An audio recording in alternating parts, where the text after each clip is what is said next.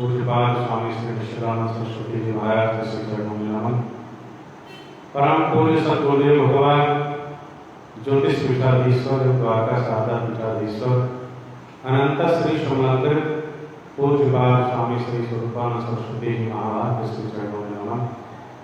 पूज्य गण्य स्वामी श्री सदानंद सरस्वती जी महाराज, पूज्य गण्य स्वामी श्री अयमुक्तेश्वरानंद सरस्वती जी महाराज, उनके चरणों में नमन करते हुए यहाँ विराजमान गुरु शंकराचार्य भगवान जी के ब्रह्मचारी श्री केशवानंद जी महाराज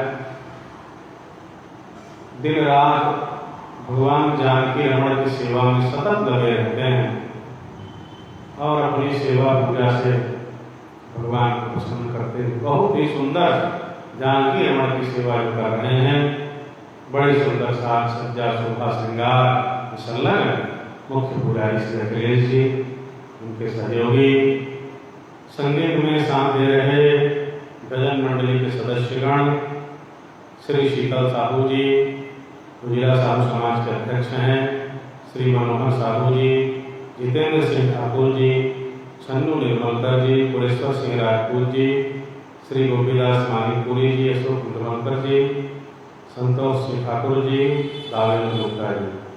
संगीत में कई महानुभाव हैं जो अपनी कला से भगवान श्री शिव का महापुराण की कथा में सेवा दे रहे हैं।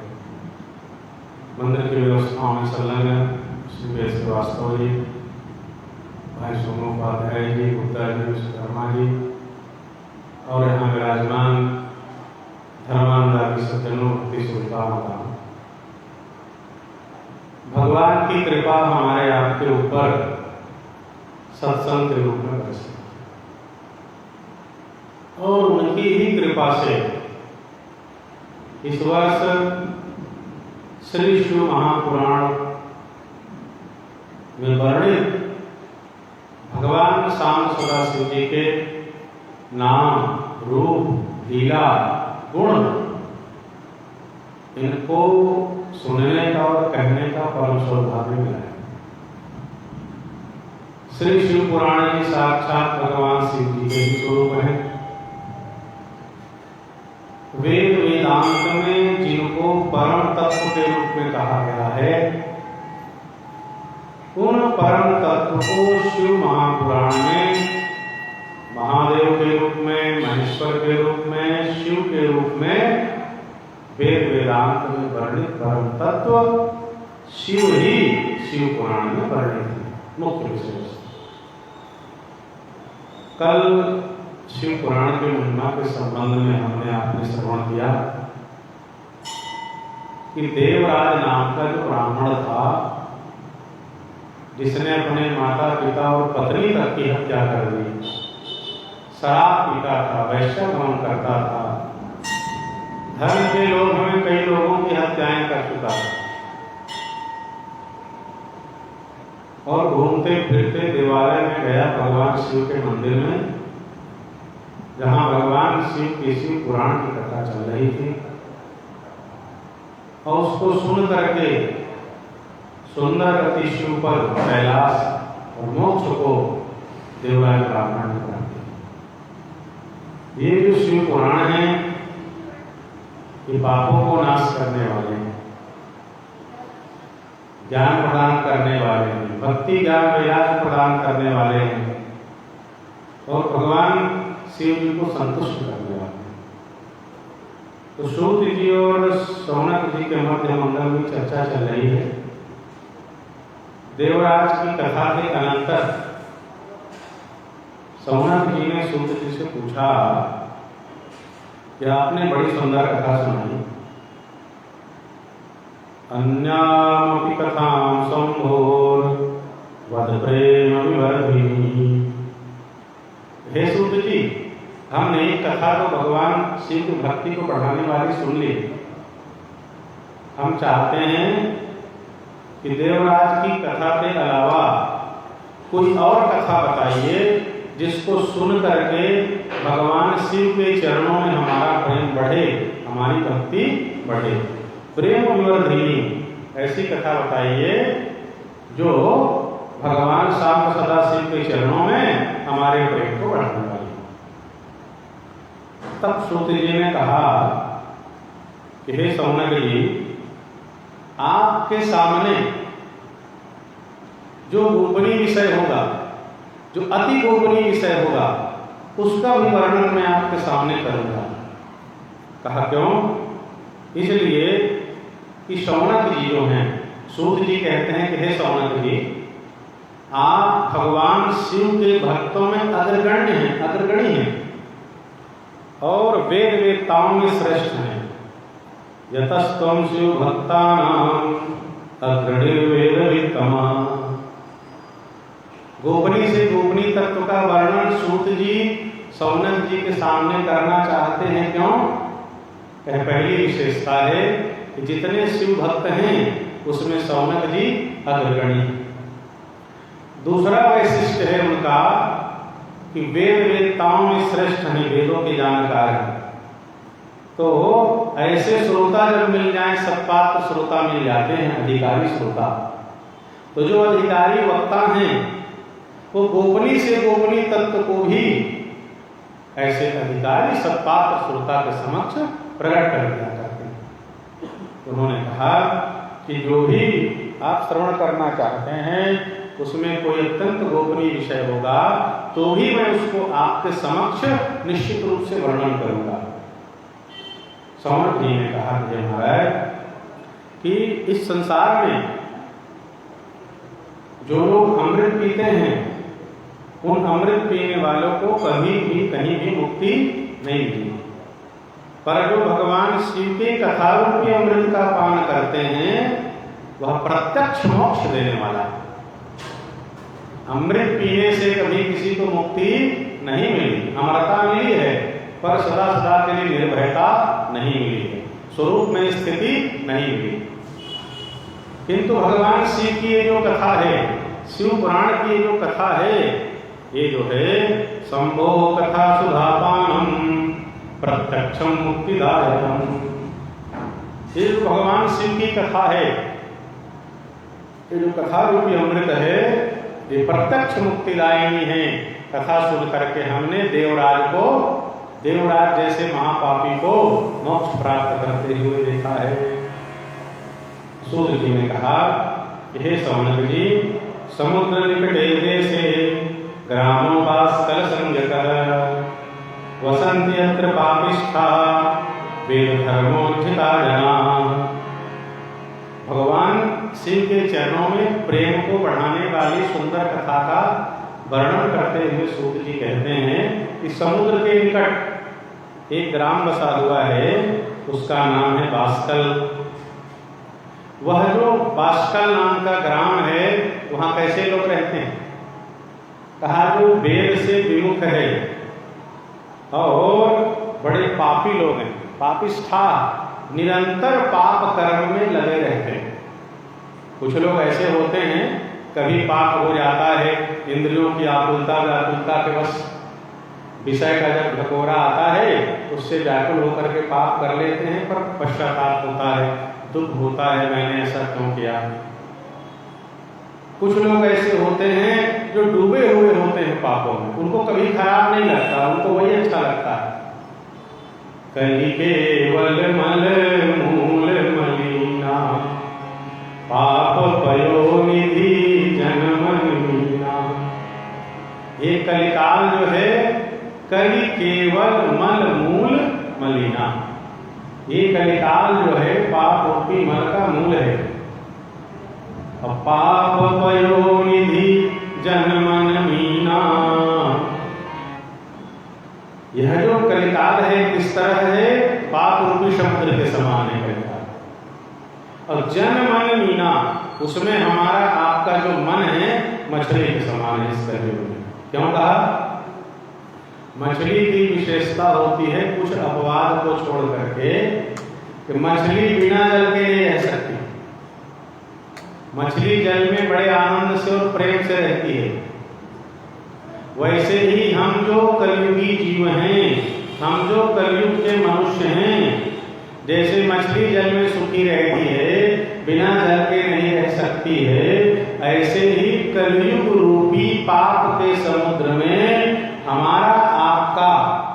कलियुगी मनुष्यों का मन ऐसा है जो पाप के बिना नहीं रह सकता। बोल श्री रामचंद्र की। ऐसा हमारा प्रवृत्ति हमारी बन गई है। पाप होता रहता है, पुण्य को करना पड़ता है। पाप सहज हो रहा है, देखने में, सुनने में, चलने में, खाने में, पीने में, पहनने में। क्यों? जहाँ जहाँ हम सनातन धर्म का त्याग करेंगे, उसको छोड़ेंगे, शास्त्रों के आधार पर नहीं चलेंगे, तो क्षणे क्षणे पदे पदे पाप कर्म होता है। हमारा सनातन धर्म वेद शास्त्र के अनुसार खाना पीना, चलना पहनना, इन समस्त विषयों को शिक्षा देता है। जहाँ जहाँ हम चुकेंगे, इनको छोड़ेंगे, वहाँ वहाँ निश्चित रूप से पाप होगा। तो पाप सहज में हो रहा है। परम पूज्य यदि चक्र चूड़ामणि धर्म सम्राट स्वामी श्री कृपाचार्य जी महाभाग कहते थे कि पाप होता रहता है, पुण्य को करना पड़ता है। पुण्य करना है, घर से चल करके मंदिर आएंगे तो भगवान का दर्शन होगा। घर से चल करके आएंगे और घंटा 2 घंटा बैठेंगे, तब भगवान की कथा सुनने मिलेगी।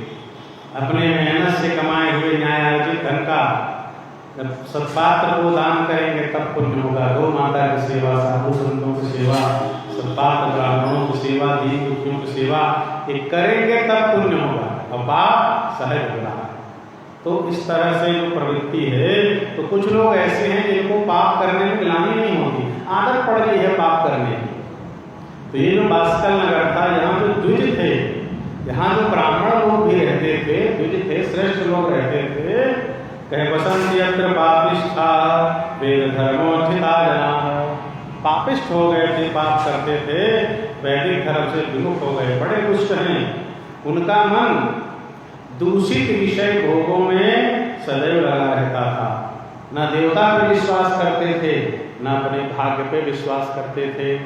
इस तरह से कुटिल वृत्ति वाले, भांति भांति के घातक अस्त्र शस्त्र रखने वाले, पर स्त्री गमन करने वाले, कृषि वाला शस्त्र धरा पर स्त्री भोगिन कला, पराई स्त्रियों को भोगने वाले ऐसे खल और दुष्ट लोग वहां रहते थे।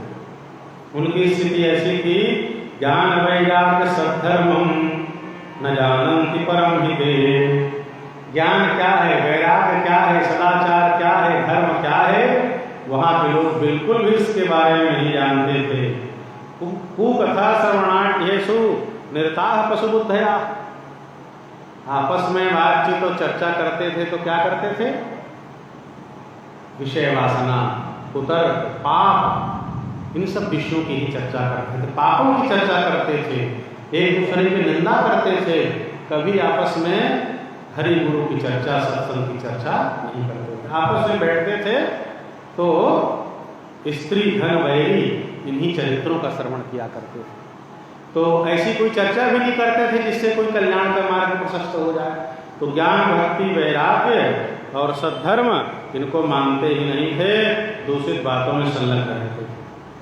सूत जी ने कहा, हे सौनक जी, जहाँ के ब्राह्मणों की ऐसी वृत्ति हो, जो सदैव पाप कर्म में लगा हुआ हो, सदाचार, ज्ञान और धर्म को ना जानता हो, वहाँ के जो अन्य वर्ण के लोग रहने वाले हैं, उनकी क्या दशा होगी? क्योंकि समाज में ब्राह्मण ही पथ प्रदर्शक होता है, ब्राह्मण मार्गदर्शक होता है। ब्राह्मणस्य हि देहोऽयं क्षुद्रकामाय नेष्यते। भागवत महापुराण में कहा गया, ये जो ब्राह्मण का शरीर है, ब्राह्मणों का देह है, ये तपस्या करने के लिए और तप करके, तपोबल से, ज्ञान के बल से, अपने आचरण से समाज को शिक्षा दे, अपने ज्ञान से समाज को शिक्षा दे, इसके लिए ब्राह्मणों का शरीर है। क्षुद्र विषय भोगों को भोग करके मानव जीवन को नष्ट करने के लिए ब्राह्मणों का शरीर नहीं है। वैसे तो किसी का शरीर नहीं है, सबका शरीर भगवान का भजन करने के लिए है। शरीर भगवान ने इसीलिए दिया है कि भजन करें। तन बिनु वेद भजन नहीं बरना। शरीर नहीं होगा तो कैसे भगवान के गुणों को गाएंगे? शरीर नहीं होगा तो कैसे भगवान की कथा कहेंगे? शरीर नहीं होगा तो कैसे भजन करेंगे? तो भजन करने के लिए ही परमात्मा ने ये मानव तन हमको दिया है। तो ब्राह्मणों के लिए तो और विशेष है, क्योंकि अंतिम वर्ण ब्राह्मण है, उनको सदैव तप करते हुए धर्म का पालन करते हुए, स्वधर्म का पालन करते हुए, वेद शास्त्र का स्वाध्याय करके अपने तपोमय जीवन से, आदर्श जीवन से समाज को शिक्षा दे। और उन्होंने ऐसा किया भी है। आचार्य शंकराचार्य जी, रामानुजाचार्य जी, बड़े बड़े संत महात्मा हुए जिन्होंने बड़े बड़े दिव्य ग्रंथ, शास्त्र, पुराण समाज को प्रदान किए। अपने चरित्र से, तपस्या से समाज का मार्गदर्शन किया। सूत जी कहते हैं, वो जो समुद्र के निकट वात्सल ग्राम था, वहाँ के ब्राह्मण बड़े पतित थे शौनक जी, तो अन्य वर्ण की क्या चर्चा करें। अन्य वर्ण के लोग भी कुत्सित विचार वाले थे, अपने धर्म से विमुख थे, खल थे। और वहाँ भी स्त्रियाँ थीं, स्त्रियः सर्वाः कुटिलाः स्वैर्ण्यः पापलालसाः पूर्योर्विचारिण्यः सद्वृत्ताचारवर्जिताः। तो जैसे सभी लोग पापासक्त थे, पाप पारायण थे, वैसे वहाँ की स्त्री शक्तियाँ भी थीं। कहा ऐसे स्थान में तत्परिको बिंदु गो नाम विप्र आसीन महाधम। ऐसे वात्सल ग्राम में बिंदु नाम का एक ब्राह्मण, महापापी महाअधम बिंदु नाम का ब्राह्मण वहाँ रहता है। स दुरात्मा महापापी सुदारोपी कुमार विदा। वह जो बिंदु नाम का ब्राह्मण था, महापापी था। उसकी पत्नी बड़ी सुंदर थी, उसके बाद भी वह कुमार्ग में चलने वाला था। वैश्यापते बभूवाक काम कुलित मानसा।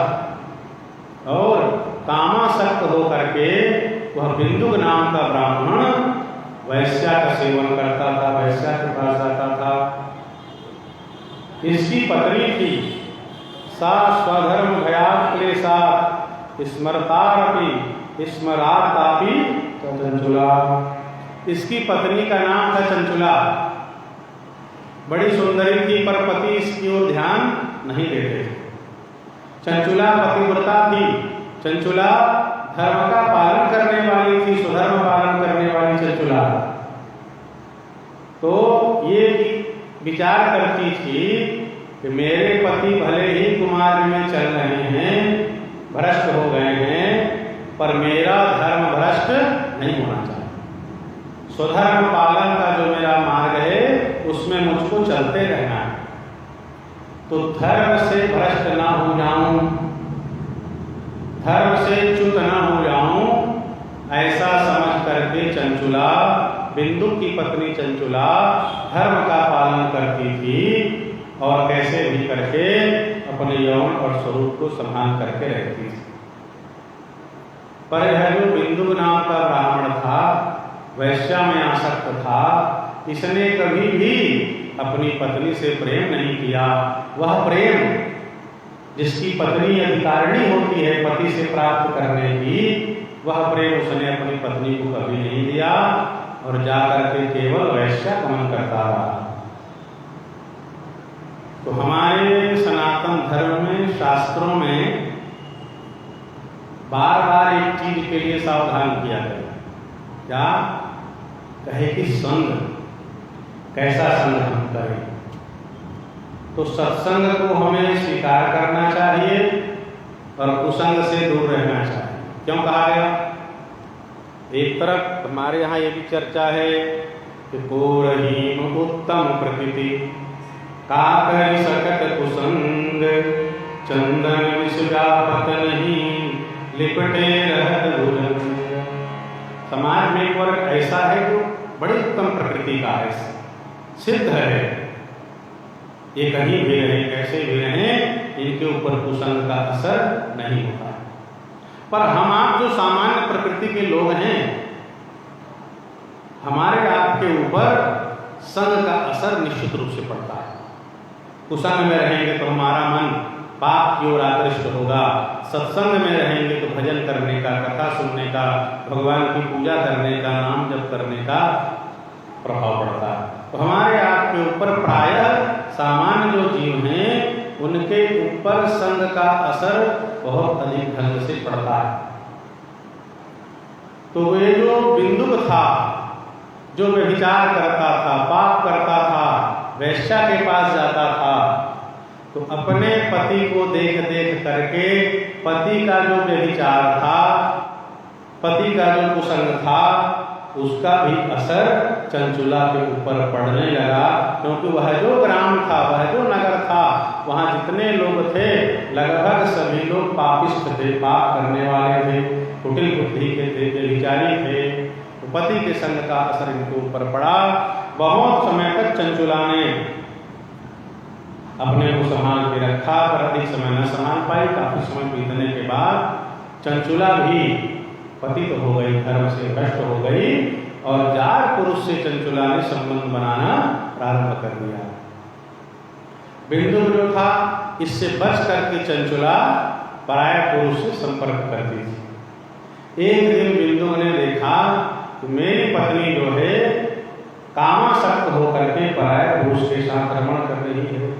बड़ा नाराज हुआ बिंदु, क्रोध पूर्वक चिल्ला करके दौड़ा। बिंदु को दौड़ते हुए देख करके वह जो जार पुरुष था वहां से भाग गया। इधर जो चंचुला थी इसको डांटने लगा, फटकारने लगा और मुक्कों से पीटने लगा बिंदु नाम का ब्राह्मण। जब उसने मारा, मार खाते हुए चंचुला जो थी नाराज हुई और निर्भय होकर के चंचुला ने कहा कि आप मेरे पति हैं, मैं सुंदर स्त्री हूँ, सुंदर नारी हूँ, नौ यौवन संपन्न हूँ, बिना पति विहारम श्यामे भवान वदे। चंचुला कहती है आप तो वैश्या के पास चले जाते हो, आपकी इच्छाओं की पूर्ति हो जाती है, कामनाओं की पूर्ति हो जाती है, किंतु पत्नी जिस प्रेम संसर्ग की अधिकारिणी है अपने पति से प्राप्त करने की, वो मुझे आपसे कभी प्रेम नहीं मिला। कभी आपने मेरी ओर देखा नहीं, कभी आपने प्रेम से मेरी ओर बात भी नहीं की। अहम महारूपवती नव यौवन विहला, मैं रूपवती हूँ, नव यौवना हूँ, उसके बाद कभी आपने मेरी ओर ध्यान नहीं दिया। तो जब काम मुझको सताता है, ऐसे समय में पति पास में रहे, पति ध्यान ना दे, तो पति के संसर्ग के बिना कामासक्त पत्नी की क्या दशा होगी? क्या आपने कभी इसका विचार किया? कथम सही काम दुखम तब संगम विनातधि। आपके संग के बिना काम के द्वारा जो सताया जाता है, मुझको काम प्राप्त होता है, काम भाव, उसको मैं कैसे सह सकती हूँ? बिना पति की क्या मेरी दशा होती होगी? काम जो है मेरे मन को मत देता है, आप पास में नहीं होते। तो क्या कभी आपने सोचा एक पत्नी, एक स्त्री पति के विहीन अपना जीवन कैसे जी सकती है? आप वैश्या के पास चले जाते थे। इस तरह से निर्भयता पूर्वक चंचुला ने अपने पति बिंदु से कहा। तब बिंदु ने कहा, हे प्रिय, तुम बात तो सही कह रहे हो, तुम्हारा कहना सही है, मैंने कभी तुम्हारी ओर ध्यान नहीं दिया। अब मैं जो कहता हूं उसे तुम ध्यान से सुनो। कहे ठीक है, मैं भी कामासक्त हूं और कहे तुम भी कामासक्त हो, तो तुम निर्भय होकर के पराये पुरुष से संबंध बनाओ। अब मैं तुमको नहीं रोकूंगा, मैं तुमको नहीं रोकूंगा, मैं ही आज्ञा दे रहा हूं। मैं तो वैश्या के पास जाता हूं, तुमको जिसको लगे उससे साथ संबंध बनाओ, पर इतना करो, संबंध बनाते हो उन पुरुषों से धन ले लिया करो। ऐसे ही विचार मत करो, धन लिया करो और धन लेकर के तुम धन मुझको दे दिया करो। तद्धनम देहि सर्वम में वेश्या संसक्त चेतसः। वैश्या में आसक्त यह दुष्ट बिंदु नाम का ब्राह्मण अपनी पत्नी को खुली छूट दे दिया, व्यभिचार करने की छूट दे दिया, वेश्यावृत्ति में स्वयं लगा रहा है और वेश्या में आसक्त है। कहता है तुमको जिसके साथ जो लगे वैसा व्यवहार करो, रमण करो और उनसे धन लेकर के मुझको दे दिया करो। इससे तुम्हारा भी स्वार्थ सध जाएगा और मेरा भी स्वार्थ सध जाएगा। इस तरह से चंचुला निर्भय हो गई। बिंदु तो वैश्या के साथ रमण करता ही था, अब दोनों जो है रमण करने लगे और कुकर्म में लग गए। महान कालो व्यतीयाय निष्फलो मूढ़ चेतसो। इधर चंचुला भी लग गई विचार में, बिंदु भी विचार में लग गया। ऐसा करते करते जीवन का बहुत बड़ा समय इन दोनों का व्यर्थ में चला गया। व्यर्थ में क्यों चला गया? कि हमारे जीवन का वह समय, वह क्षण जिसमें हम भगवान का भजन नहीं करते, जिसमें हम भगवान का चिंतन नहीं करते, जिसमें भगवान का मनन नहीं करते, सदशास्त्र का श्रवण या स्वाध्याय नहीं करते, वह क्षण व्यर्थ ही चला जाता है। ये लोग तो कर्म में लगे हुए थे, ऐसा ही करते हुए बहुत समय बीता। और बिंदु नाम का जो ब्राह्मण था समयानुसार मृत्यु को प्राप्त हुआ, मर गया। तो हमारे सनातन धर्म में धर्म शास्त्रों की ये व्यवस्था है कि जो पाप करते हैं हम और मरने के पहले अपने पापों का हमने प्रायश्चित नहीं किया, तो पाप कर्म को हमको नरक में जाकर के भोगना पड़ता है। यहाँ भी भोगते हैं, और यहाँ भोगने के बाद जो हमारे कर्म बचे हुए हैं उन पाप के फलों को भोगने के लिए नरक में हमको यमराज भेजते हैं, और जीव को शुद्ध करने के लिए, सजा करने के लिए दंड दिया जाता है जीव की शुद्धि के लिए। और नाना प्रकार की यातनाएं, कई तरह के नरक हैं, इसमें हमको आपको पापी जीवों को भोगना ही पड़ता है। तो बिंदु जो था, भुक्त्वा नरक दुखानी बहवानी समूढ़, कई तरह के नरकों में बिंदु ने तरह तरह के महान दुखों को भोगा। विंध्य भवत् पिशाचो ही गिरौ पापी भयंकर, कई प्रकार के नरकों में बिंदु नाम का ब्राह्मण महान से महान कष्ट दुखों को भोगा, और अंत में विंध्य पर्वत में आकर के महान पिशाच बन गए। नरक भोगने के बाद भी और बहुत सारे कर्म हमारे बचे रहते हैं, विंध्य पर्वत में आकर के पिशाच बन जाता है। इधर जो चंचुला है धीरे धीरे इसका यौवन भी ढलने लगा, अपने पुत्रों के साथ रहती है। एक बार चंचुला जो है अपने सगे संबंधियों के साथ तीर्थ यात्रा में गई। तीर्थ यात्रा में जाकर के सुंदर गोकर्ण क्षेत्र में गई। गोकर्ण क्षेत्र में जाकर के तीर्थ में सुंदर स्नान किया, और तीर्थ में स्नान करके यहाँ तहाँ घूम रही थी। वहाँ एक देवालय पहुँच जाती है। देवालय में परम पुण्यमयी पाप नाशनी भुक्ति मुक्ति मोक्ष प्रदायिनी शिव पुराण की मंगलमयी कथा चल रही थी। तो आइए हमारे भैया बैठे हुए हैं, उनसे थोड़ा भजन सुन लेते हैं, भजन कीर्तन जो, उसके बाद कुशल में आगे चलते हैं। बोलिए उमापति महादेव की जय। जिनके हृदय हरि नाम बसे, जिनके हृदय हरि नाम बसे, तिन्हें और करना हरि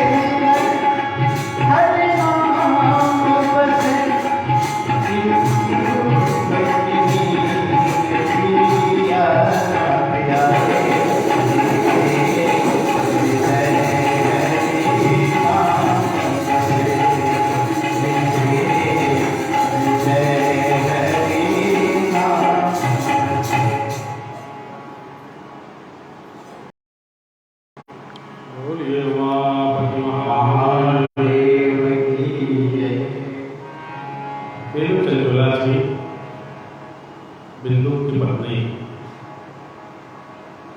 दैवयोग से गोकर्ण क्षेत्र में गई। वहाँ एक मंदिर था और उस मंदिर में एक ब्राह्मण देवता शिव पुराण की सुंदर कथा सुना रहे थे। शुश्राव सत्कथां शंभो पुण्यां पौराणिकीं च सा। तो वहाँ इस चंचुला ने सुंदर शिव पुराण की कथा सुनने के लिए बैठ गई। वहाँ जो शिव पुराण का प्रसंग उस दिन चल रहा था, उस शिव पुराण के प्रसंग में नरकों का वर्णन चल रहा था कि हम कौन सा पाप करते हैं तो कौन सा दंड हमको भोगना पड़ता है नरक में। तो ब्राह्मण देवता कथा बांसते हुए बता रहे थे कि जो स्त्रियां व्यभिचार करती हैं, अपने पति को छोड़ करके पराये पुरुष से संबंध बनाती है, जार पुरुष से संबंध बनाती है, विचार करती है, संतप्त लोह परिघम क्षिपन्ति स्मर मंदिरे। ब्राह्मण देवता ने कहा कि जो अपने पति का त्याग करके स्त्रियां पराये पुरुष से संबंध बना लेती हैं, तो यमराज के दूत उनके स्मर मंदिर में, उनके योनि में संतप्त जो लोह होता है, जो आग के समान लाल रहता है, दग्ध रहता है, ऐसे लोहे को कहे उनके स्मर मंदिर में, उनके योनि में यमराज के दूत जो हैं घुसाया करते हैं। बड़ी पीड़ा होती है, बहुत कष्ट होता है। और जो पुरुष भागवत महापुराण के नरक वर्णन में वर्णन आया कि जो पुरुष अपनी पत्नी को छोड़ करके पराई स्त्री से संबंध बनाते हैं, तो नरक में गर्म तप्त लोहे की जो स्त्री की मूर्ति होती है, जो आग के समान लाल लाल रहती है, भयंकर गर्म रहती है, उसको पुरुष से चिपकाया जाता है।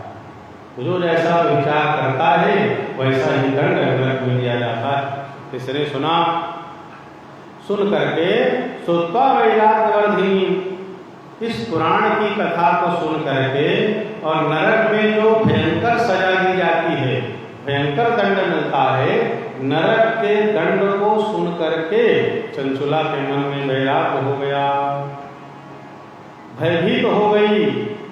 च कंपे तत्र सा चवई, और वहां चंचुला कांपने लग गई, भय से भयभीत होकर के कांपने लग गई। और जैसे ही कथा का विश्राम होता है, वहां से सभी लोग चले गए। लोगों के जाने के बाद चंचुला जो कि हाथ जोड़ करके कथा सुनाने वाले जो पौराणिक ब्राह्मण थे, उससे चंचुला कहने लगी कि मां उद्धर स्वामी, हे ब्राह्मण देवता, आप मेरा उद्धार करिए।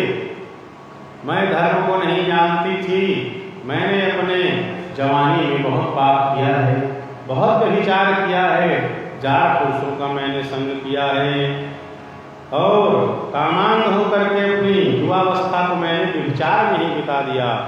नीतम पौंश्चल्यतः सर्वं यौवनम मदनांधया, यौवन के मद में पूरी जवानी मैंने विचार में बिता दी।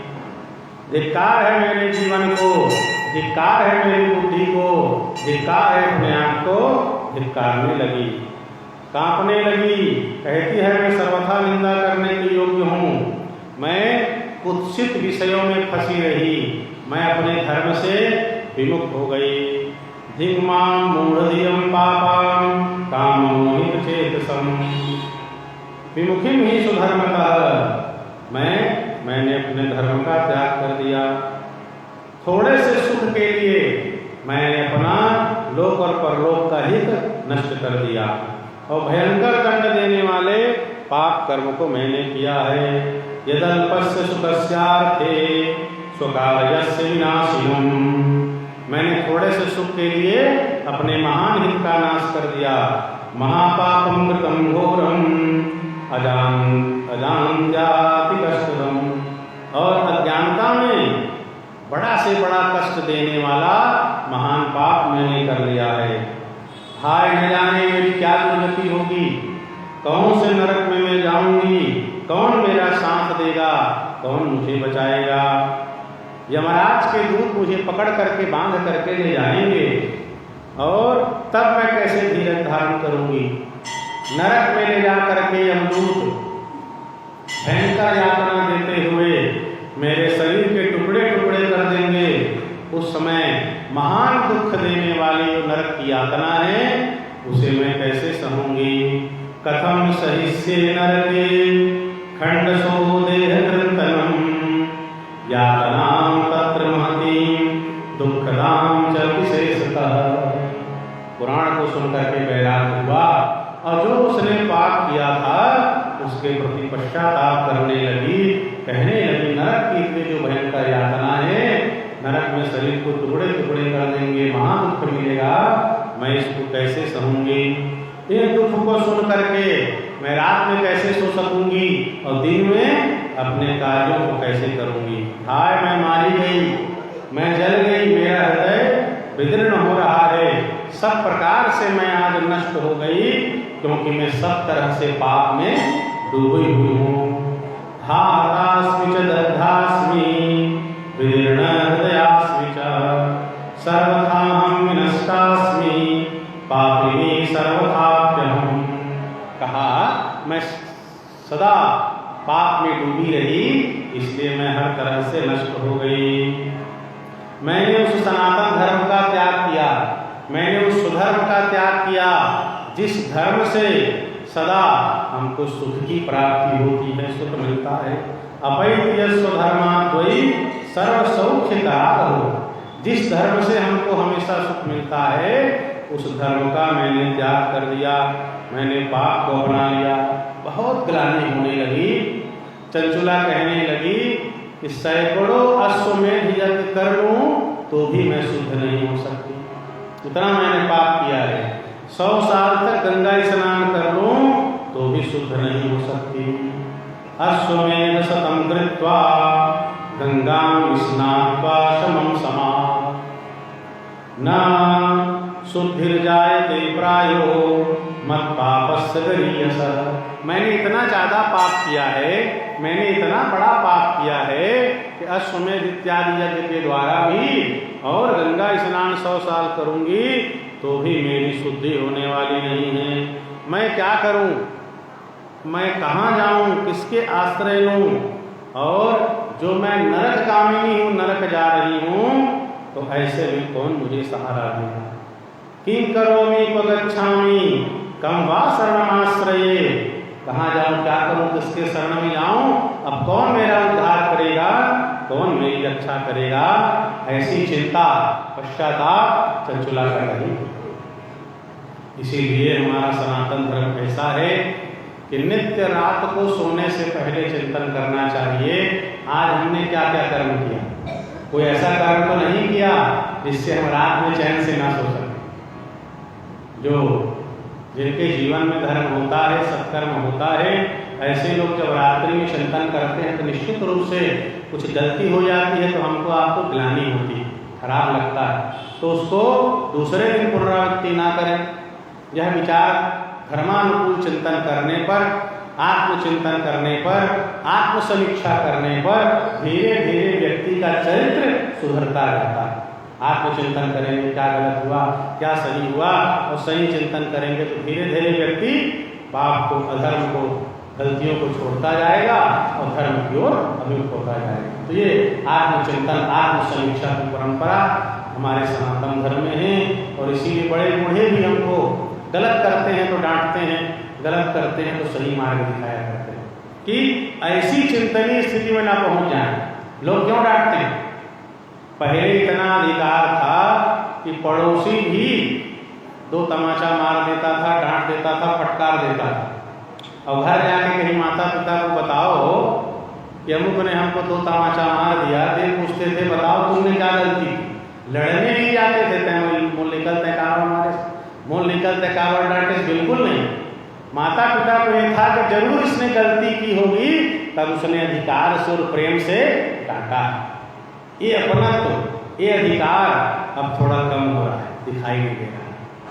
अब कहीं कोई डांट दे, अपने बच्चे को कोई कुछ कहे दे, तो भले बच्चे की लाख गलती हो हम लड़ने चले जाते हैं। पर ये जो शास्त्र का अधिकार था, ये धर्म का अधिकार था कि कोई भी गलत करे और आप जान रहे हो ये गलत है, शास्त्र विमुख है, तो धर्म को आधार मान करके हमारे बड़े, हमारे पड़ोसी, हमारे नगर के कोई भी हमको टोक दिया करते थे, डांट दिया करते थे, तो गलत काम हम ना करें, क्योंकि गलत काम करते रहेंगे अंत में ऐसी दयनीय दशा में पहुंच जाएंगे पाप करते करते, जैसी आज चंचुला की दशा है। चंचुला कितनी असहाय महसूस कर रही है कि मैं नरक जाऊंगी, दंड मिलेगा, आज कौन मेरी रक्षा करने वाला है। तो हमारे समाज का, हमारा व्यक्ति ऐसी दयनीय स्थिति में ना पड़े, इसलिए समाज के सभी लोग अपना से जो कोई गलत करता था उसे टोक देते थे। तो माँ बाप कहते थे बताओ तुमने क्या गलती की है, तो तू तमाचा और पड़े, बोल मापति महादेव की, गलती करो तुम्हारी से गलती करोगे तब तो डांटी से। ये जो अपनापन था ये हमको अधर्म से बचाता था, पाप से बचाता था और सन्मार्ग में चलने की प्रेरणा देता था। ये अपनत्व और ये अपनापन जो अब थोड़ा धीरे धीरे कम होता है। तो चंचुला बहुत दयनीय स्थिति आ गई। अंत में उसने कथा सुनाने वाले जो ब्राह्मण देवता थे उनके सामने हाथ जोड़ करके खड़ी हो गई। त्वमेव मे गुरु ब्रह्मंस तुम माता तुम पितासी च। कहते हैं हे ब्राह्मण देवता, हे पुराणवाचक, हे कथावाचक देवता, आप ही मेरे गुरु हैं, इस समय आप ही मेरे पिता हैं, इस समय आप ही मेरे माता हैं। उद्धरोद्धर मां दीनां त्वामेव शरणं गतां। हे ब्राह्मण देवता, कृपा करके मुझ दीन का आप उद्धार कीजिए, मैं आपके शरण में आ गई हूँ। इस तरह से उस चंचला ने, अबला ने ब्राह्मण देवता के चरण पकड़ लिए, प्रार्थना करने लग गई। तो धन्य है वो ब्राह्मण देवता जिसने चंचुला को डांटा नहीं, चंचुला को कोई उपदेश नहीं दिया, ऐसा नहीं किया कि तुमने ऐसा क्यों किया, तुमने गलत किया। बड़ी दीनता से शरण में आई तो बड़े प्यार से ब्राह्मण देवता ने कहे कि बेटी चिंता मत कर, तो किसी तरह से भयभीत मत हो। मां भयसी तुम पत्नी तुम शिवस्य शरणं व्रज। उस ब्राह्मण देवता ने कहा ये भगवान शिव की कृपा है, ये शिव पुराण की महिमा है। इस समय में तुम चेत गए और तुम्हारे मन में शिव कथा को सुन करके वैराग्य आ गया, विषयों से तुम्हारा मन हट गया। अब भगवान की कथा में, भगवान के चरणों में तुम्हारा मन लग रहा है। ये शिव पुराण की महिमा है, इसलिए तुम कहे डरो मत, शिवस्य शरणं व्रज, तुम भगवान शिव के शरण में चले जाओ। और भगवान शंकर सबको तारते हैं, सबको सहारा देते हैं। तो हमारे भैया आ गए हैं, बहुत सुंदर भजन सुनाते हैं। आइए उसे भजन सुन करके फिर प्रसंग में आगे चलेंगे। बोलो उमापति महादेव की।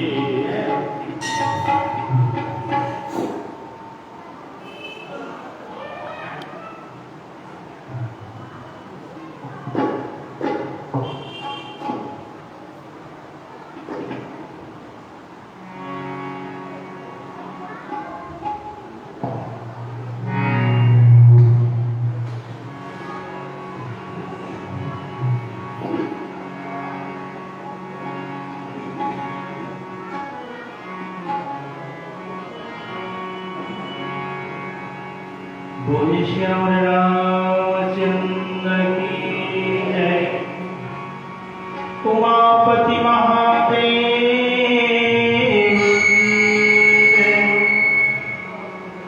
पवन सुत हनुमान की जय।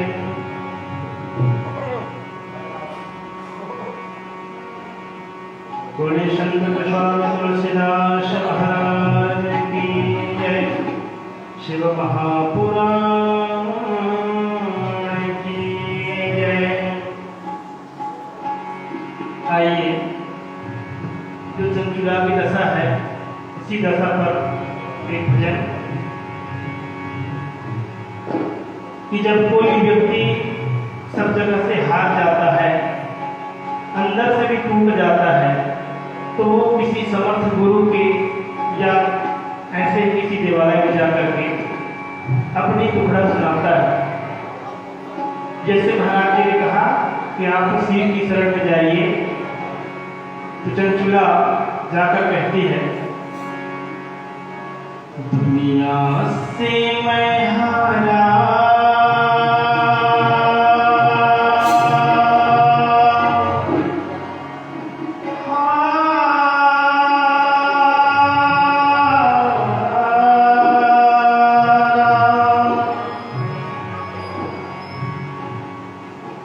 दुनिया से मैं हारा तो आया तेरे द्वार, यहाँ से भी जो हारा कहाँ जाऊंगा सरकार।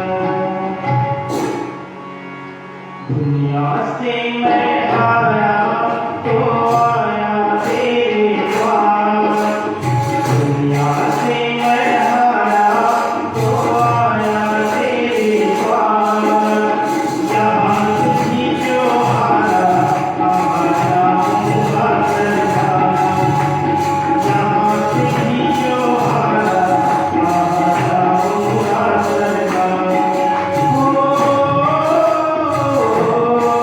दुनिया से मैं हारा तो आया तेरे द्वार, दुनिया से मैं हारा तो आया तेरे द्वार, यहाँ से भी जो हारा कहाँ जाऊंगा सरकार, यहाँ से भी जो हारा कहाँ जाऊंगा सरकार। सुख में प्रभु जी तेरी याद आई, दुख में प्रभु जी तुझसे सीने लगाई, सुख में प्रभु जी तेरी याद आई, दुख में प्रभु जी तुझसे सीने लगाई। सारा दोष है मेरा, मैं करता हूँ स्वीकार, सारा दोष है मेरा, मैं करता हूँ स्वीकार, यहाँ से भी जो हारा कहाँ जाऊंगा सरकार, यहाँ से भी जो हारा कहाँ जाऊंगा सरकार।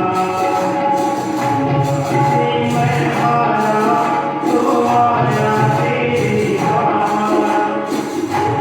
से मैं हारा तो आया तेरे द्वार, यहाँ से भी जो हारा कहाँ जाऊंगा सरकार, यहाँ से भी जो हारा कहाँ जाऊंगा सरकार।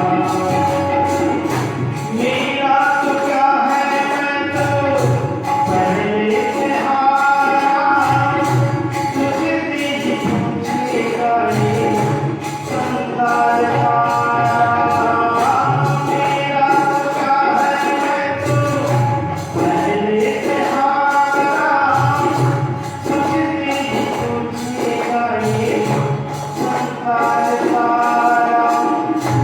गई क्यों नैया तेरे जीवन हार, गई क्यों नैया तेरे जीवन हार, यहाँ से भी जो हारा कहाँ जाऊंगा सरकार, यहाँ से भी जो हारा कहाँ जाऊंगा सरकार। दुनिया से मैं हारा तो आया तेरे द्वार, दुनिया से मैं हारा तो आया तेरे द्वार,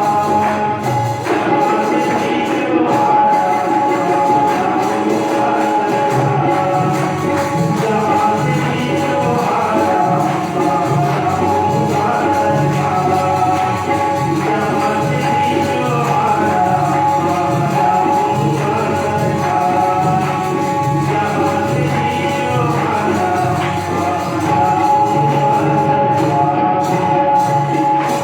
बोलो श्याम रामचंद्र की जय, उमापति महादेव की जय। बोलिए श्री शिव महापुराण की तो ब्राह्मण देवता ने चंचुला से कहा कि आप निर्भय हो जाओ, इतने दीनहीन मत बनो, आप भगवान शिव के शरण में चले जाइए। भगवान शिव सबको अपने चरणों में आश्रय देते हैं, सबका उद्धार करते हैं। शिवानुग्रहतः सर्वं पापम सद्यो विनश्यति। ब्राह्मण देवता ने कहा भगवान शिव की यदि कृपा हो जाए, भगवान का यदि अनुग्रह हो जाए, शिवानुग्रहतः सर्वं पापम सद्यो विनश्यति। भगवान शिव की कृपा से जो भी पाप है, जितना पाप है, वह तत्काल नष्ट हो जाता है। कहे तुम चिंता मत करो, मैं तुमको शिव पुराण की पूरी कथा सुनाऊंगा। वहाँ जो मंदिर में कथा चल रही थी वो मास कथा थी। मास कथा में समास और व्यास के क्रम में कथाएं चलती हैं। आवश्यक नहीं है कि पूरी हो जाए, कभी पूरी हो भी जाती है, कभी नहीं भी होती है। धीरे धीरे विस्तार से चले, एक माह में पूरा हो जाए। यदि घंटे 2 घंटे का सत्संग है तो पूरा हो ही नहीं पाए। हाँ, किंतु कुछ अध्याय, कुछ संहिता विस्तार से श्रवण को प्राप्त होंगे। तो उन्होंने कहा मैं आपको शिव पुराण की पूरी कथा सुनाऊंगा, जिसमें भगवान शिव के नाम, रूप, गुण, लीला, उनकी कीर्ति, इसका सुंदर मंगलमय वर्णन है। भविष्यति गतिर्येन सर्वदा ते सुखावः। और इस शिव पुराण को सुनकर के तुम्हें सद्गति प्राप्त होगी और सदा सदा के लिए सुख मिले, हमेशा के लिए सुखों की प्राप्ति हो, ऐसी गति तुमको शिव पुराण सुन करके प्राप्त होगी। तुम चिंता ना करो कि तुमको बहुत दुख मिलेगा। कहे सर्वदाते सुखावह, सदा सदा सुख प्रदान करने वाला जो पद है वो शिव पुराण सुन करके प्राप्त हो जाता है। कहते हैं तुमने पश्चाताप किया है, तुम्हारे अंदर विषयों से वैराग्य हो गया है। पश्चातापान्विता शुद्धा वैराग्यम विशेषुच। तुमने पश्चाताप किया, तो पश्चाताप जो होता है वह मानव जीवन में पापों को शुद्ध करने का बहुत बड़ा आधार होता है। 2 चीजें हैं हमारे यहाँ, एक है पश्चाताप और दूसरा है प्रायश्चित। तो हमारे सनातन धर्म में विधान है कि हमसे जो पाप हो जाए और हम ये चाहते हैं कि पापों का जो भयंकर दंड है वो नरकों में ना मिले, तो शरीर के स्वस्थ रहते और शरीर के समाप्त होने के पूर्व वेद शास्त्र के जानकार ब्राह्मणों से, संतों से पूछ करके अपने पापों का प्रायश्चित कर लेना चाहिए। जो पापों का प्रायश्चित कर लेता है उसको नरक में यम यातना नहीं झेलनी पड़ती। अब एक है पश्चाताप कि हमने जो गलत किया उसका अनुभव हमको हो जाए कि हमने गलत किया है। अपने आप को हम धिक्कारने लगे, हमको ग्लानि होने लगे, हमको पश्चाताप होने लगे, दुख होने लगे कि ऐसा पाप मैंने क्यों किया, ऐसा कर्म मैंने क्यों किया, जो पश्चाताप चंचुला को हुआ। अपने आप को धिक्कारने लगी, अपने आप को दीनहीन समझने लगी, अपने आप को नष्टप्राय मानने लगी। चंचुला ने अपना पश्चाताप किया, प्रायश्चित भी कर रही है, पश्चाताप भी कर रही है। तो शिव पुराण में वर्णन आया कि पश्चाताप पापकृतां पापानां निष्कृतिः परा सर्वेषां वर्णितं सद्भिः सर्वपाप विशोधनम्। ये जो पश्चाताप है ये पापों के प्रायश्चित का बहुत बड़ा साधन है। जिसको पाप करने के बाद पश्चाताप हो जाए निश्चित रूप से वह शुद्ध हो जाता है। और जितने पाप हैं वो समस्त प्रकार के पापों को शुद्ध करने वाला ये पश्चाताप है। जैसा भी पाप हो जाए, जो भी पाप हो जाए, हमको आत्मग्लानि होने लगे, हमको दुख होने लगे, अपने आप को फटकारने लगे, धिक्कारने लगे, तो इस पश्चाताप से समस्त प्रकार के पापों की शुद्धि हो जाती है। पश्चातापेनैव शुद्धिः प्रायश्चित्तं करोति सः यथोपदिष्टं सद्भिर्हि सर्वपाप विशोधनम्। पश्चाताप से ही पापों की शुद्धि होती है। कहे जो पश्चाताप करता है उसने वास्तव में सच्चा प्रायश्चित कर लिया। जिसने पश्चाताप किया उसने सच्चा प्रायश्चित कर लिया। इसलिए सत्पुरुषों ने हमको उपदेश दिया है कि पाप की शुद्धि के लिए जैसे प्रायश्चित का उपदेश किया गया है, वैसे पापों से शुद्ध होने के लिए पश्चाताप का भी उपदेश किया गया है।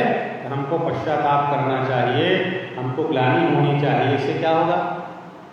जब हमको पश्चाताप होगा, अपने पापों को हम स्वीकार कर लेंगे, अपनी गलती भूल को स्वीकार कर लेंगे, दुख लगेगा, तो दोबारा हम वो गलती नहीं करेंगे। जब हम हृदय से स्वीकार कर लेंगे कि मैंने अमुक गलती की, मैंने अमुक पाप किया, हमको ग्लानि होने लग जाएगी, दुख होने लग जाएगा, तो आपके आंख से जो आंसू निकलेगा, आप जो अपने आप को धिक्कारोगे, फटकारोगे, उससे आपके पाप तो शुद्ध होंगे ही, पर पश्चाताप करने पर ये लाभ होगा कि सरलता से अपने पापों को स्वीकार कर लेने पर वह जीव दोबारा पाप नहीं करेगा। आगे शिव पुराण जी सावधान करते हैं कि जो व्यक्ति नरक में दंड ना मिले इसके लिए प्रायश्चित तो करता है, पर यदि पश्चाताप नहीं करता, उसको ग्लानि नहीं होती, दुख की अनुभूति नहीं होती, तो उसको उत्तम गति की प्राप्ति नहीं होती। जो पश्चाताप करने वाले को उत्तम गति की प्राप्ति होती है, वो प्रायश्चित तो करे कोई, और पश्चाताप ना करे, निश्चित रूप से बच हो जाएगा, पर उत्तम गति की प्राप्ति नहीं होगी। क्यों? जब उसके मन में ग्लानि नहीं होगी कि मैंने जो किया वो गलत था, नरक के दंड के भय से प्रायश्चित तो कर दिया, पर पश्चाताप नहीं हुआ, निश्चित रूप से जब विषय उसकी इंद्रियों को व्याकुल करेंगे, पाप करने की स्थिति दोबारा उत्पन्न होगी, तो दोबारा पाप कर देगा। क्यों? क्योंकि उसके मन में पापों के प्रति दोष बुद्धि नहीं है, उसके मन में पाप कर्म के प्रति हीन भावना नहीं है, केवल डर से प्रायश्चित किया है, पश्चाताप नहीं किया है। तो पश्चाताप ना करने वाला व्यक्ति दोबारा पाप कर सकता है, और दोबारा पाप करके फिर नरक की यात्रा कर सकता है। इसलिए पश्चाताप भी करें और प्रायश्चित भी करें, तो पश्चाताप करने वाला व्यक्ति दोबारा पाप नहीं करता। इसलिए शिव पुराण में यहाँ पश्चाताप पे विशेष बल दिया गया कि जो पश्चाताप करता है उससे पापों का शोधन होता है, प्रायश्चित भी होता है, पाप नष्ट भी होते हैं। तो पश्चाताप भी करें और प्रायश्चित भी करें। जायते चित्त शुद्धिर्हि न तथान्य उपायतः। इसलिए कहा कि अपने चित्त की शुद्धि के लिए सबसे सुंदर और बढ़िया उपाय यही है कि शिव पुराण की, भगवान शिव की सुंदर कथा सुने, और शिव पुराण की कथा से जैसे चित्त की शुद्धि होती है, वैसी शुद्धि दूसरे किसी साधन से नहीं होती। और जब हमारा चित्त शुद्ध हो जाता है, तब उसमें जगदम्बा भवानी माता पार्वती और भगवान शिव आकर के विराजमान हो जाते हैं। विशुद्धे चेतसी शिवो नृणाम तिष्ठति साम्भिकः ततो याति विशुद्धात्मा साम संभोह परम पदम।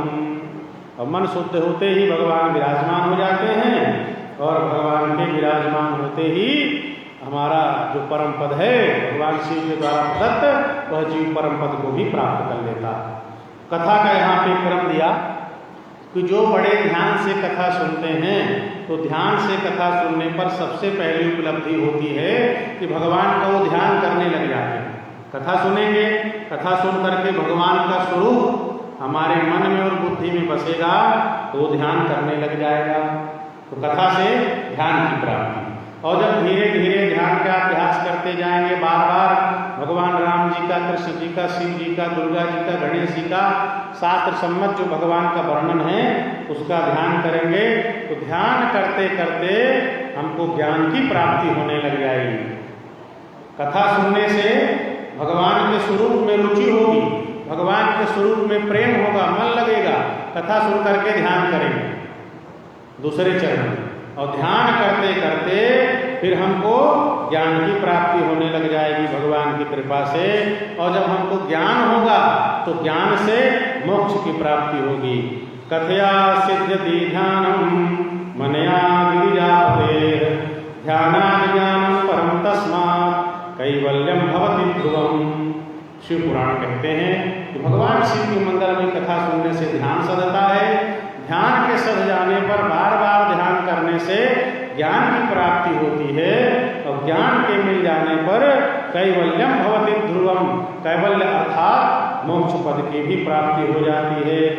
फिर कहा जो इस परम पावन कथा को सुनता है वह दूसरे जन्म में, जैसे मान लीजिए बड़े ध्यान से नहीं सुन पाए, कथा सुनते हैं, कथा कहते हैं, पुराणों में दोनों स्तर का विशेष रूप से वर्णन है। कथा सुने तो कैसे सुने, किस ढंग से सुने, नियमों का पालन करते हुए सुने। कथा कहे तो वक्ता भी कैसे कथा कहे, वक्ता के लिए भी नियम है, कैसे रहना है कथा के समय में, कथा कैसे और किस ढंग से कहना है, इसका भी वर्णन श्रोता वक्ता दोनों के लिए है। तो जब पुराण के आधार पर पुराण वर्णित नियमों का पालन करते हुए, वैसे ही रहते हुए, वैसी पात्रता हो, उस ढंग से जब कथा कहा और सुना जाता है, अर्थात शास्त्र सम्मत नियमों का पालन करते हुए श्रोता कथा सुने, वक्ता वैसी कथा कहे, तो उससे ध्यान और ध्यान से ज्ञान और ज्ञान से मोक्ष की प्राप्ति होगी।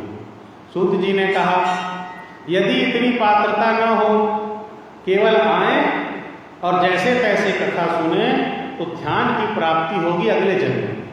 इस जन्म में इतनी सावधानी से सुनेंगे तो इस जन्म में मिल जाएगा, और जैसे तैसे कथा सुनते हैं तो ऐसे कथा सुनने वाले को अगले जन्म में ध्यान की प्राप्ति हो जाती है, और धीरे से फिर वो भी भगवान की कृपा से ज्ञान और मोक्ष को प्राप्त कर लेता है। तो पश्चाताप करने वाले पापी भी धीरे धीरे भगवान की कथा सुनते हुए सिद्धि को प्राप्त कर लेते हैं।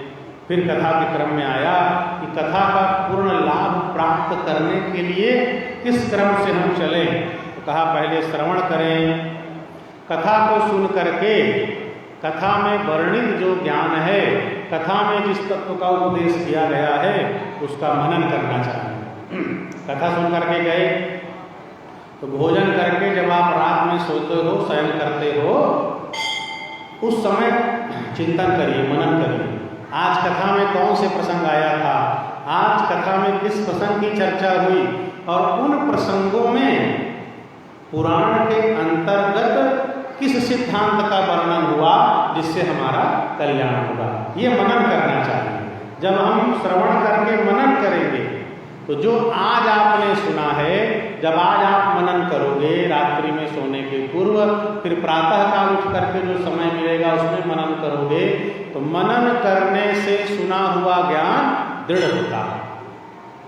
और मनन नहीं करेंगे, अपनी सामान्य दिनचर्या में लग जाएंगे, तो एक कान से सुन करके दूसरे कान से निकल जाता है, तो उसका जो पूर्ण लाभ है, जो ध्यान की प्राप्ति है, ज्ञान की प्राप्ति है, मोक्ष की प्राप्ति है, ये सब कब होगा?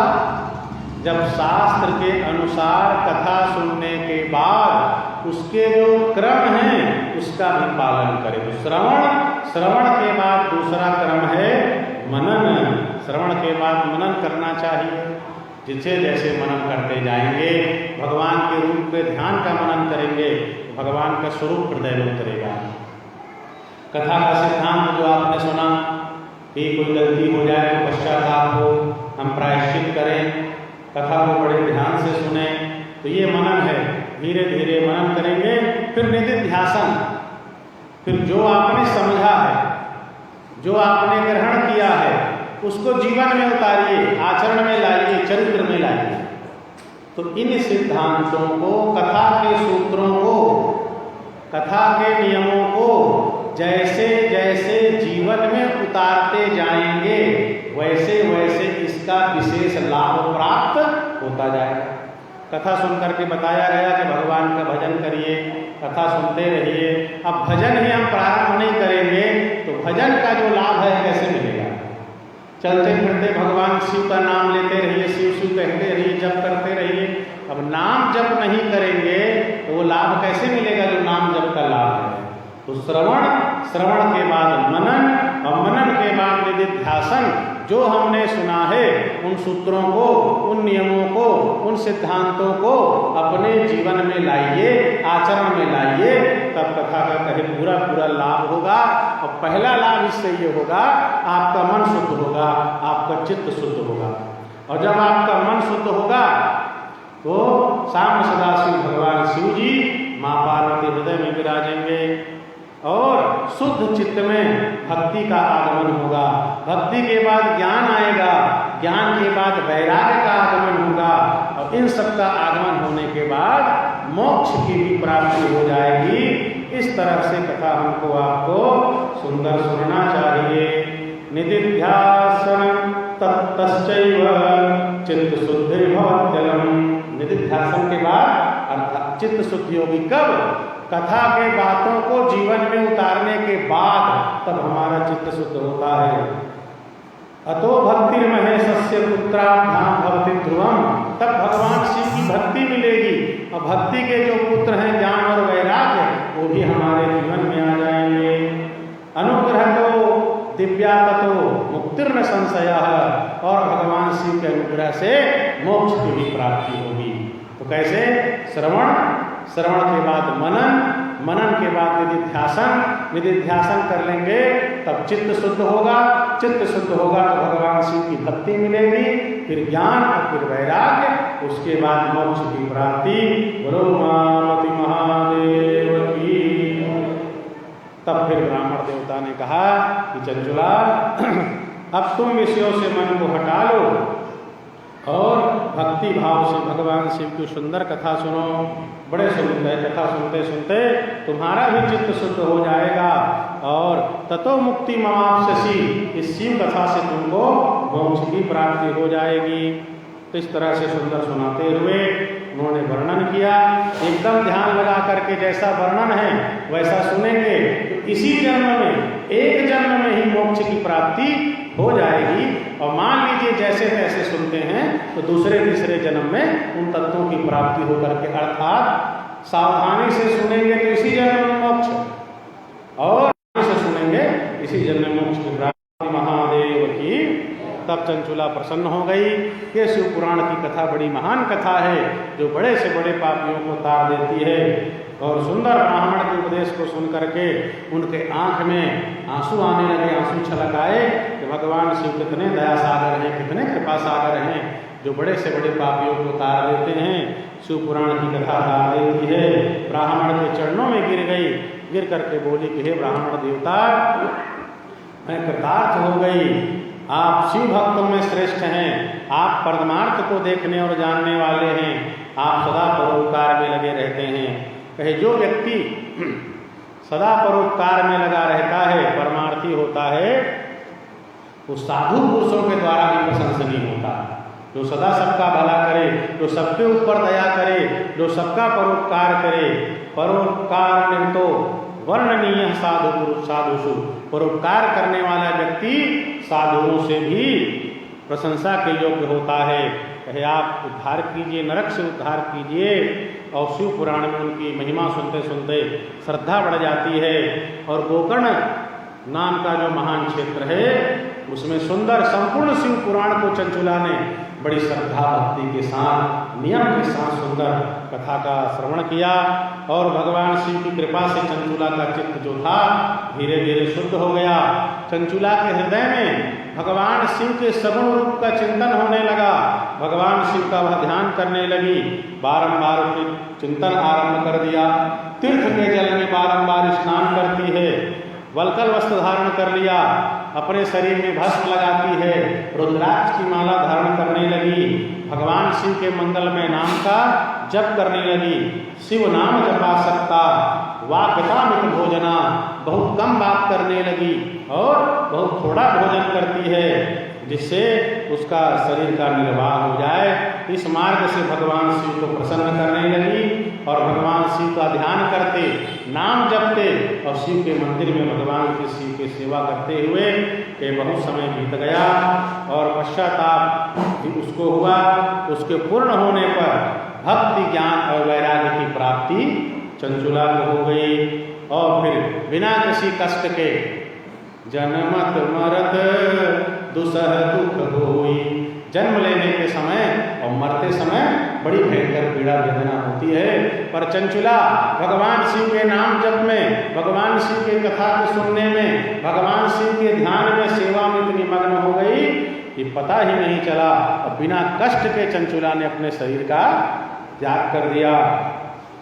भगवान के सुंदर भेजा हुआ विमान आया, दिव्य विमान से भगवान शिव के दूत निकले, जिनकी बड़ी सुंदर शोभा हो रही थी। उन्होंने चंचुला को श्रेष्ठ विमान में बिठाया भगवान शिव के गणों ने, और भगवान शिव के धाम शिवपुरी पहुंचा दिया।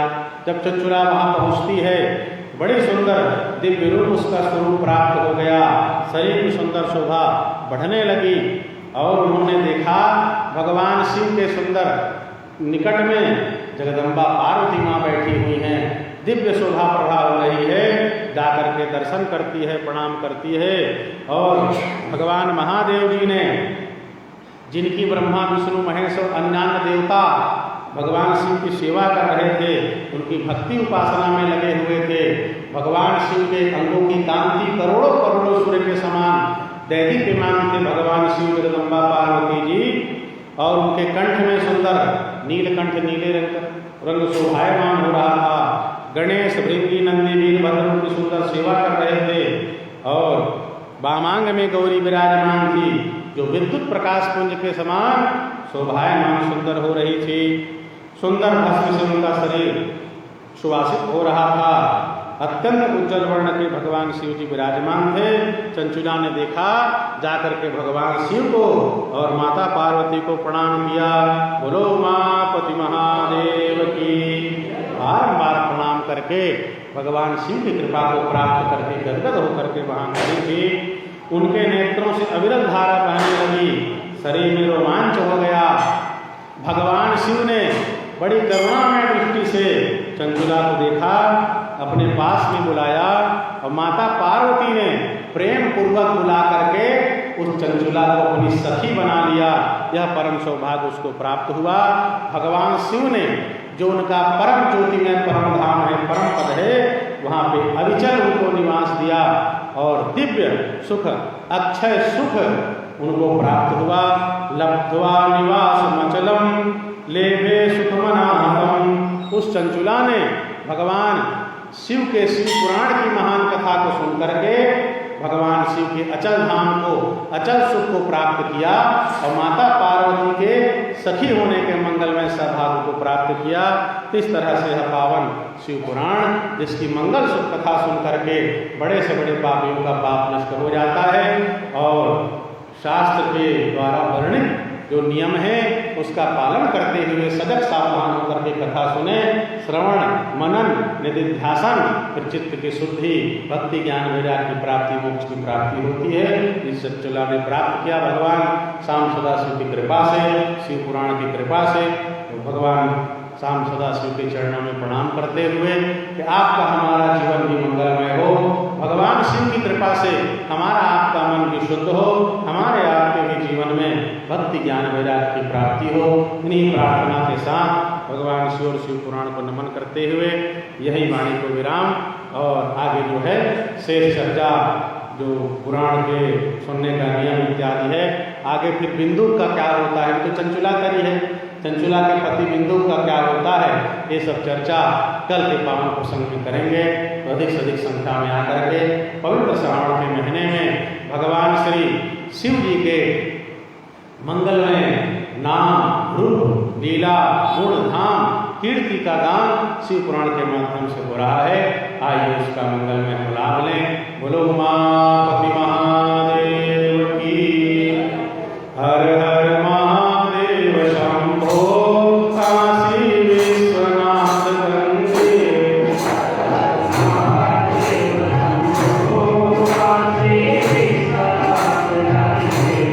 हर हर महादेव शंभो काशी विश्वनाथ गंगे। हर हर महादेव शंभो काशी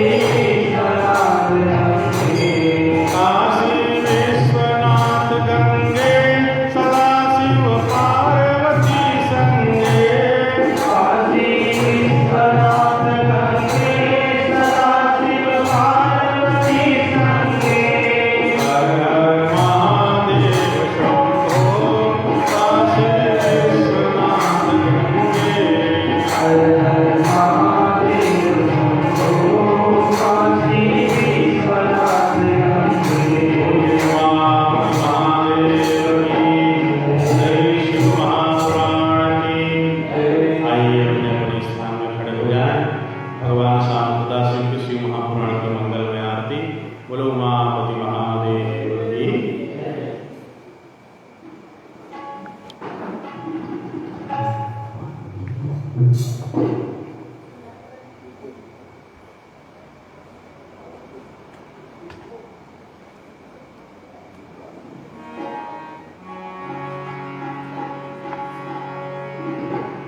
बोलिए उमापति महादेव की जय। ओम जय शिव